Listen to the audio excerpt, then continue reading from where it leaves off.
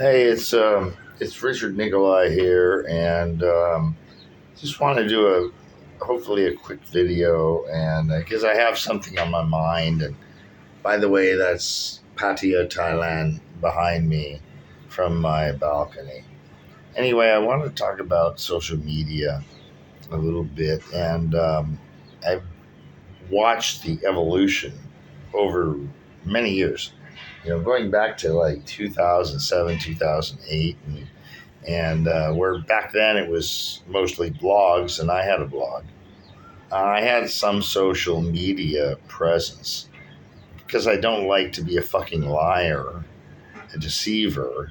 That has never really like exploded, whereas you look at Instagram, and that is the biggest collection of whore liars you've ever seen in your life.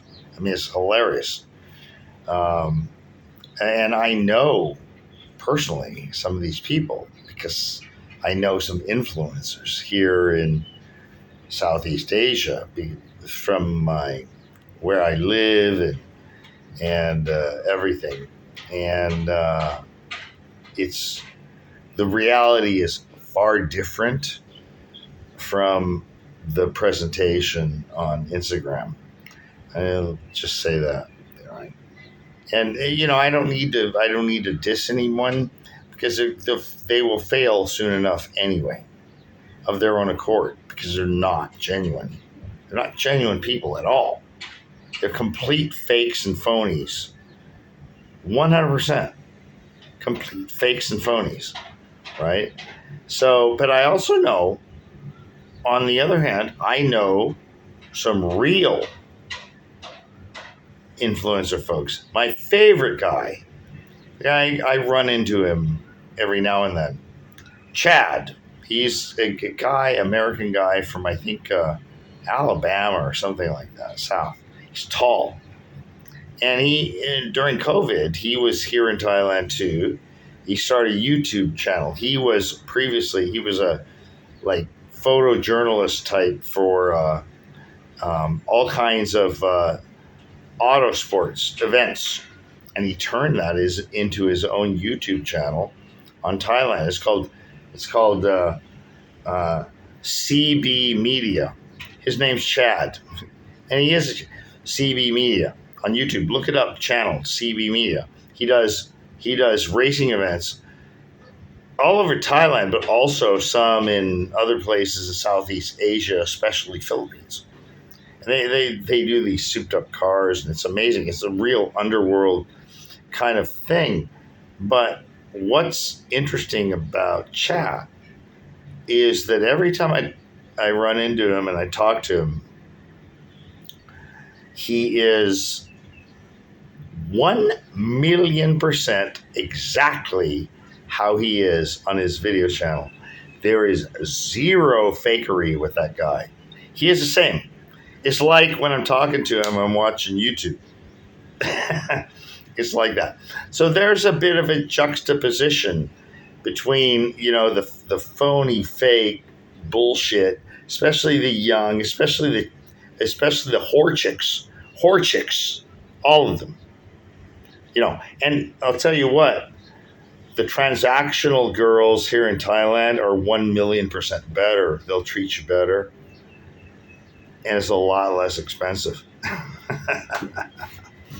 Anyway, I'm wondering how this social media thing plays out in times to come, because I'll tell you what, since I guess November with the election, I've become less and less interested, less and less engaged, and I'm at the point now where I fucking hate it. I kind of have to do it because I have my blog, and so I kind of have to go in and engage because people wonder, and then they look and they go to my blog, in my profile, whether it's Twitter or Facebook. That's the only ones I engage in anymore, is X and Facebook. And so I get people from that, but fans. I just got a great one today.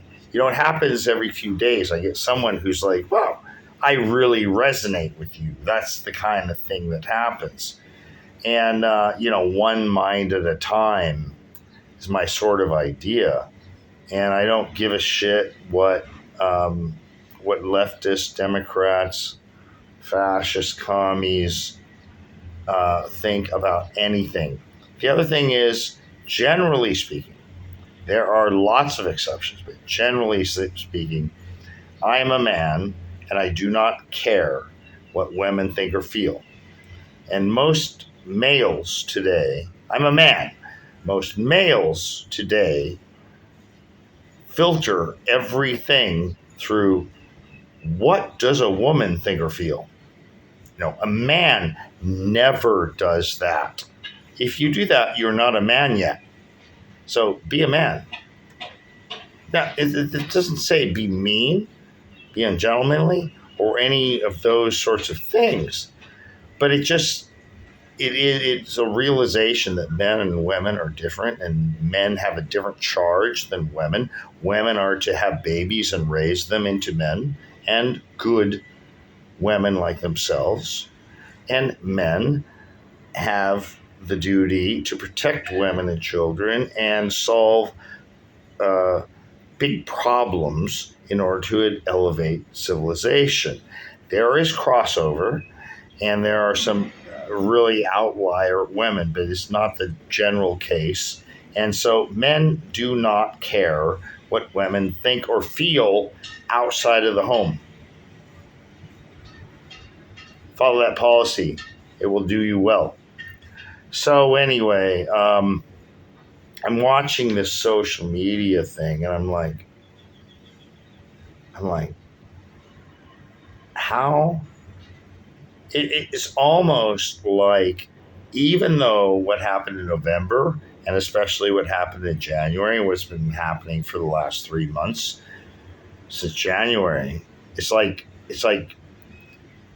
people can't relax, right? It's like, oh, there's still a problem there. I'm like, oh.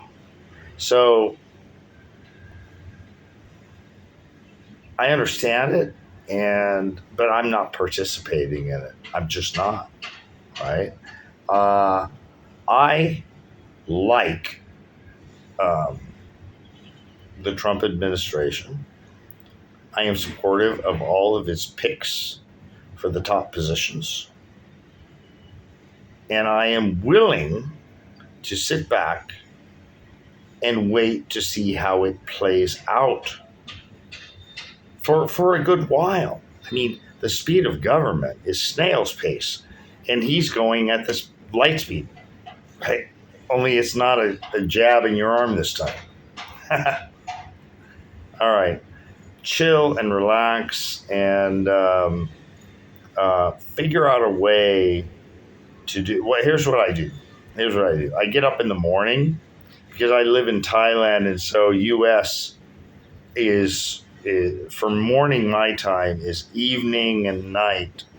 So from about 6 or 7 when I get on the thing, it's like late afternoon to evening. So I can go till like noon to 1 or 2 o'clock in the afternoon, and that's when U.S. starts shutting down, because they're getting to be late night at that time. So that's what I kind of do. And then the ethic I try to practice, and I do it most days, is once that cuts off, I don't look at anything until the next morning for me. And that keeps me from getting riled up and everything. And I intend to cut it down even more than that. Social media apps on my phone has never been a problem. I almost never look at social media apps on my phone. That's forever. I never have. I don't engage on my phone with people at all. Only on my desktop. So, all right. That's just my take on the whole thing for right now. See you later.